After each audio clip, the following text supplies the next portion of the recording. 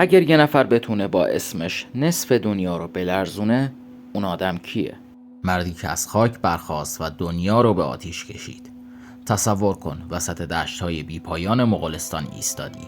نه شهری هست، نه دیواری و نه ارتشی. فقط باد. پسر بچه‌ای که کنار جسد پدرش زانو زده. اسمش تیموجین بود. پسری که هیچ کس فکر نمی کرد روزی اسمش لرزه به تن دنیا بندازه. پدرش رئیس قبیله مسموم شده بود و طبق رسم قبیله خانوادش رو رها کرد. مادر، چند کودک و آینده‌ای که انگار تمام شده بود. تیموجین گرسنگی کشید، تحقیر شد، حتی مدتی اسیر بود با طوق آهنی دور گردنش.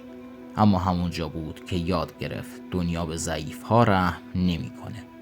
تیموجین هنوز نوجوان بود که برای زنده موندن دست به کاری زد که مسیر زندگیش رو برای همیشه عوض کرد. برادر ناتنیش سرپیچی کرده بود و غذا دزدیده بود. توی دشت هیچ چیز مهمتر از بقا نیست. تیموجین کمان رو بالا آورد و برادرش رو کشت. اون لحظه پسر بچه مرد و چیز دیگری متولد شد. سالها گذشت. تیموجین نه با ثروت و نه با نسبت، بلکه با وفاداری آدمها رو دور خودش جمع کرد.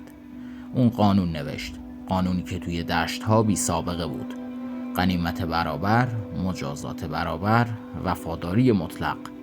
کم کم قبایل یکی یکی شکست می‌خوردن، تسلیم می‌شدن و یا نابود. تو سال 1206 میلادی توی جمع بزرگ تیموجین یک نام جدید گرفت: چنگیزخان، یعنی فرمانروای همه جهان. و زمانش بود که باقی ملت‌ها هم چنگیزخان رو بشناسن. اول از همه چین. دیوار بزرگ نه مانع شد و نه نجات داد. شهرها سقوط کردند، مردم قتل عام شدند و ترس سریعتر از ارتش مغول پخش شد. اما بدترین قسمتش هنوز مونده بود. چنگیزخان دنبال جنگ با ایران نبود. اون بازرگان فرستاد، طلا، پارچه و صلح. اما یکی از حاکمان خوارزمشاه بازرگانان اون رو کشت و شاه ایران به جای عذرخواهی سفیر چنگیز رو اعدام کرد.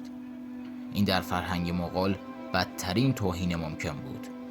چنگیز فقط یک جمله گفت: من عذاب خداوند هستم. و ویرانی خراسان شروع شد.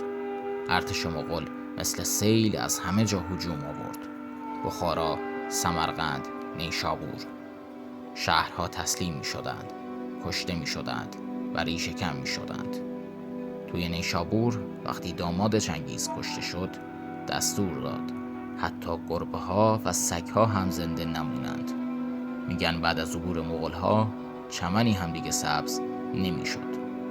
دلیل موفقیت مغول ها نه فقط به خاطر خشونت بلکه به خاطر ترس حساب شده بود. قبل از حمله داستان قتل عام شهر قبلی رو پخش می کردند و بیشتر شهرها قبل از دیدن مغول‌ها تسلیم می شدند.